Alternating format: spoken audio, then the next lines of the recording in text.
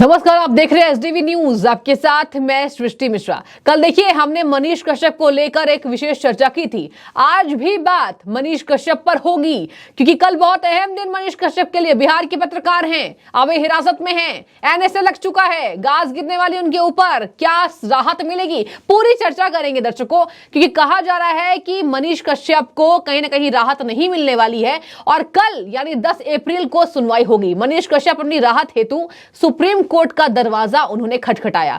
क्या राहत मिलेगी?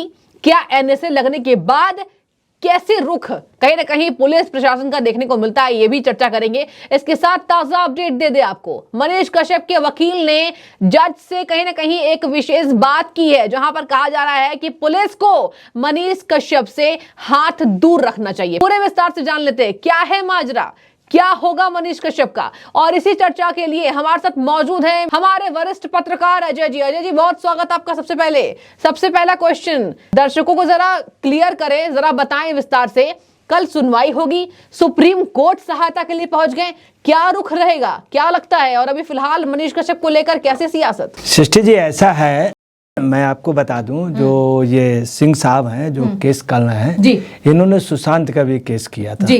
और हमारी इनसे अभी परसों या नरसों रात को इनका फोन भी आया था, हमारी बात भी हुई थी। अच्छा, तो इनके बारे में बतला दें आपको। एक तो ये पैसे नहीं लेते हैं, नंबर एक। इन्होंने कई केस लिए हैं, बहुत सिंपल वे पे रहते हैं, बहुत साधारण उसमें रहते हैं। कभी इनका कोई पैसे से स्वार्थ नहीं।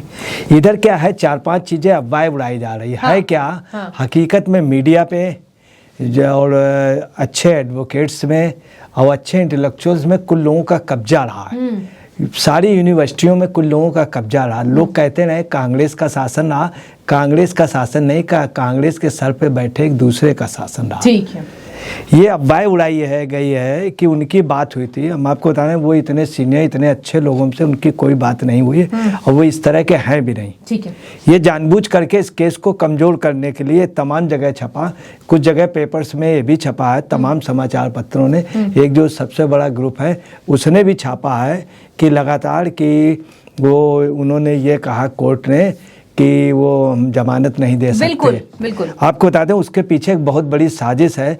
हकीकत में जुडिशरी में जब भी कोई बड़ा मामला होता है तो ये देश का दुर्भाग्य है कि एक गरीब आदमी, एक सैनिक का बेटा नहीं छूट पा रहा और वहीं पे दूसरे लोग तेजू जो हैं अभी परसों बनारस में बहुत बदतमीजी करके आए और उन्होंने इस तरह की डिमांड की, होटल मालिक परेशान हो गया।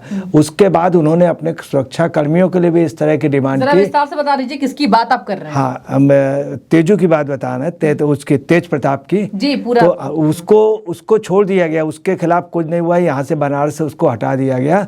उसके लिए FIR वहाँ पे या फिर उसमें नीतीश या उनको बोलना चाहिए। ठीक है, तो इन लोगों ने क्या किया कि योजनाबद्ध तरीके तमाम ऐसे अपराधी हैं वहाँ के कि वहाँ पे आप इसरत जहाँ को अपनी बेटी कहते हो और बिहार की बेटी कहते हैं, इसको सन आप बिहार कहने को तैयार नहीं है। बिल्कुल। तो है क्या कि ये जानबूझ करके हैरानी इस बात की है, जनता ये कर रही है, ये पूछ रही है कि बिहार के ही लोग होकर के, बिहार के ही मनीष कश्यप हैं, बिहार सरकार का इतना कड़ा रुख क्यों है आखिर? हाँ, तो आपको बताना है उस दिन हुआ क्या, कोर्ट ने ये कहा था हकीकत कि हम मामले को पढ़ नहीं पाए, ये हकीकत। तो ऑनरेबल मिस्टर जस्टिस चंद्रचूड़ साहब जो हैं बहुत सीनियर लोगों में हैं, बहुत अच्छे जज हैं, ट्रांसपेरेंट हैं, तो जानबूझ के उनके बयान को तोड़ मरोड़ के दिया गया। उन्होंने हकीकत में ये कहा कि हम पढ़ नहीं पाए हैं, उन्होंने तारीख दे दी। उसमें क्या किया, कई चीज़ें नई जोड़ दी गई और ये खास लोगों ने, यहाँ एक दिल्ली में एक यूनिवर्सिटी है उसका खास तौर से रहता है, वहाँ के स्टूडेंट बहुत इंटेलेक्चुअल, उनकी बहुत कम फीस पड़ती, वो पूरा उनका गुट है जो रात को सुप्रीम कोर्ट खुलवा लेते हैं और ले लेते हैं। इसी गुट ने क्या किया है, ये गुट पड़ा हुआ है इनके पीछे। मैं आपको एक चीज़ बतला दें कि कभी भी NSA पुलिस उसने सरेंडर किया और पुलिस की हिरासत में और तब NSA लग ही नहीं सकता जी। तो आपको बताने हुआ ये है कि वो बाकायदे छोड़ रहे थे, छोड़ करके वो बाकायदे बिहार पुलिस को वापस कर रहे थे, उनकी रिमांड पूरी हो गई थी। मगर पूरा खेल हो गया दिल्ली से और तमाम लोग गए, उन्होंने जा करके हाई कोर्ट में। और देखिए एक चीज़ मेन नहीं आ रही है, कितनी बड़ी कॉन्स्पिरेसी हो रही। रात को 9 बजे तमिलनाडु में कोर्ट खुलवाई जाती है और सुबह उस पे एप्लीकेशन पे सुनवाई होती है। एप्लीकेशन दी जाती है रात को 9 बजे तमिलनाडु के हिस्ट्री में। और वो पूरा एक ग्रुप जाता है लालू का, इनका, देश भर के। वो इतने फॉरवर्ड हैं कि वो कोर्ट रात को खुलवा लेते हैं, आतंकवादियों के लिए खुलवाया, और सुबह उस पर सुनवाई हो जाती है, NSA लगती। जबकि NSA लगी नहीं सकती, NSA इसलिए नहीं लग सकती है कि उसने सरेंडर किया था पुलिस की हिरासत में, और वहाँ से बाकायदे ट्रांजिट रिमांड वगैरह सब वो बिहार गवर्नमेंट को, मुलजिम को वापस कर रहे थे, फिर बिहार गवर्नमेंट अपने बंद करती, जो भी। यही चीज़ वहाँ पे दे दी कि जुडिशरी के खिलाफ मीडिया बोल दे या कोई बोल दे, मगर मीडिया ने कहीं पर कोई बयान नहीं दिया।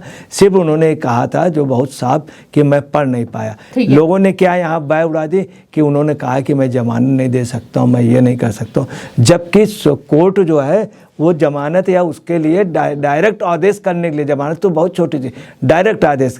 तो एक कंसेप्ट ये क्लियर कर दे। दूसरी आपको बात बता दें कि बहुत गलत ये हुआ, IPC के 153, 153A, 153B, 505 1A, 505 1B और 505 1C जी, और 468, 471 और 120B ये धाराएं लगी हैं। अब आप अंदाजा लगा ले इन धाराओं का क्या। इसके अलावा सूचना प्रौद्योगिकी अधिनियम 67 भी लगा है।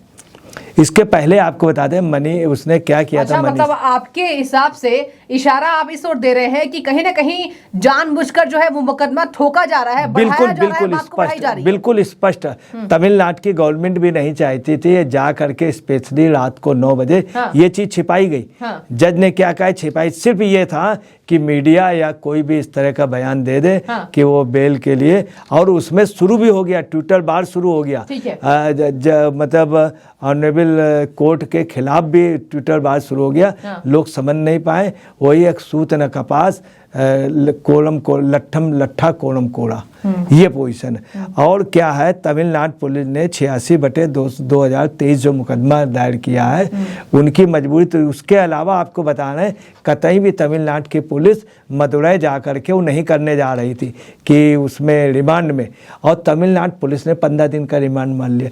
ये पूरा प्लान है। इस देश में कहना नहीं चाहिए, कुछ नेताओं के साथ कुछ अलगाववादी, कुछ विदेशी ताकतें सब मिल करके विपक्ष को हमेशा गुमराह करते रहते हैं। ये ठीक है। मतलब आपके हिसाब से कहीं ना कहीं पुलिस के द्वारा भी मनीष कश्यप के लिए कड़ा रुख देखने को मिल रहा है। देखिए अजय जी, बात हम यहाँ जनता की करने के लिए आते हैं। आज जनता के ही सवालों का आप जवाब दीजिए और बताइए, जनता ये ललायत है कि आखिर कौन सी सरकार है जो अभी मनीष कश्यप का बचाव कर सकती है। हालांकि देखिए कहा जा रहा है कि मनीष कश्यप ने जो वीडियोस वायरल करी है वो गलत तरीके से, लेकिन जो मुकदमा उन पर कहीं ना कहीं दर्ज की जा रही है वो ज्यादा करके की जा रही है और बात को बढ़ाई जा रही है। और यहां पर आपको क्या लगता है, तमिलनाडु की सरकार, बिहार सरकार क्या मिली भगत देखने को मिल रही है, या फिर बिहार सरकार अपने राज्य के मनीष कश्यप को लेकर कहीं ना कहीं कुछ छूट देने वाली है, कुछ फायदा क्या उसमें मिलता हुआ दिखाई देगा? आज जनता पूछ रही है, कल जो है वो उनकी सुनवाई है,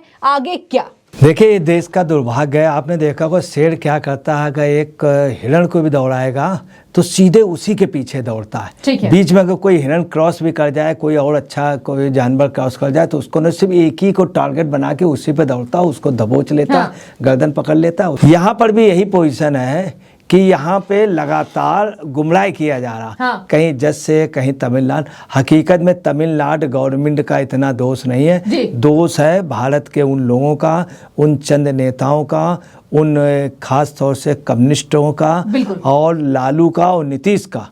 ये हकीकत। उसने कहा क्या है आपको बताना है। उसने सिर्फ इतनी सी बात कही थी, इनको एक लेटर लिखा था और इनके उसमें उसने कहा था कि उनको तेज प्रताप जी को कि तेज प्रताप जी कृपया आप जांच कर लीजिए और बिहार के लोगों के साथ बर्बरता हो रही है, कृपया आप जांच कर लीजिए।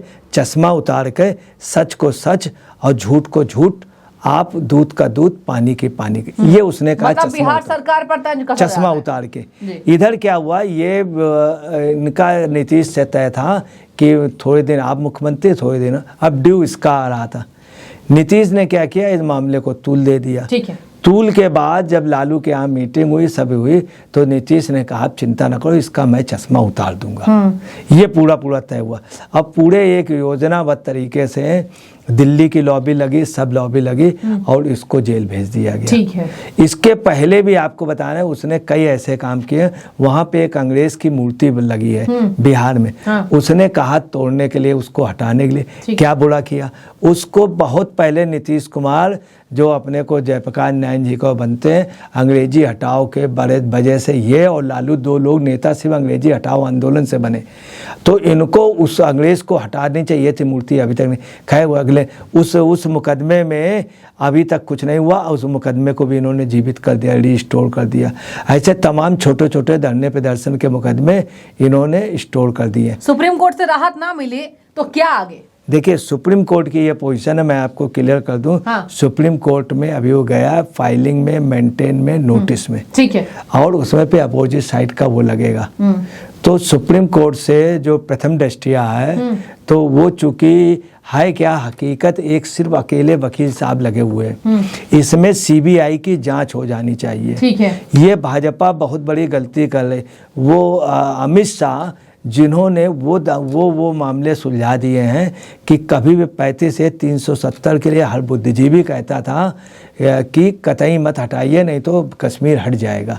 जो भी एक न्यूट्रल वो था, बाद में उन्होंने हटा दिया। एक ताजुब के तमाम ऐसे काम पहले कहा जाता था, वो मंदिर हम बनाएंगे और मंदिर संदेह कुछ नहीं, सिर्फ वोट ये पाने के लिए, वो भी उसने कर दिया नीतीश। मतलब कहीं ना कहीं बीजेपी से लोगों की उम्मीद बढ़ रही है। उम्मीद बढ़ रही है, बीजेपी उसमें खरा नहीं उतर रही। ये मामला बीजेपी कांग्रेस का नहीं, जनता का है और इसमें नीतीश कुमार को एक्शन लेनी चाहिए। सीबीआई जांच का, अगर सीबीआई की जांच ये नहीं कराते हैं तो नीतीश कुमार वो अमित शाह फिर ये गलत कर रहे हैं और अमित शाह को इसमें सोचना चाहिए। एक बात और भी है, वो एक्चुअली में वहाँ जो बिलोंग करता है, जिस जात को बिलोंग करता है, हकीकत में वो जात वहाँ यूनाइट नहीं है। उनकी पोजीशन रही, लालू ने उन लोगों को मार बिहार में तो जातिवाद का मुद्दा बहुत अहम, बहुत ज्यादा। सुनिए, बिहार में जातिवाद लालू ने बहुत ज्यादा कर दिया। जिस कास्ट का वो बिलोंग करता है, उस कास्ट के लोग वहाँ से मार के भगाए गए, उनकी ज़मीनें छीन ली गई। वो दिल्ली, कलकत्ते, बॉम्बे सब जगह जाके नौकरियाँ कर रहे हैं और वो जात वहाँ पे लड़ाकू नहीं है, दूसरी यूनाइट नहीं। ये भी एक दुखद है उसके। अगर वो किसी और कास्ट का होता तो आज पोजीशन दूसरी होती। ठीक है अजय जी, देखिए कहीं ना कहीं हमारे वरिष्ठ पत्रकार का यह कहना है कि अगर सुप्रीम कोर्ट से राहत नहीं मिलती है तो जनता का जो सवाल है वो कहीं ना कहीं अधूरा छूट रहा है कि मनीष कश्यप को अब राहत किस तरीके से मिलेगी और कौन सी सरकार उनके लिए थोड़ी सी विनम्र नजर आएगी। ऐसे में देखिए गहमा गहमी का माहौल है और बिहार की सियासत चरम सीमा पर।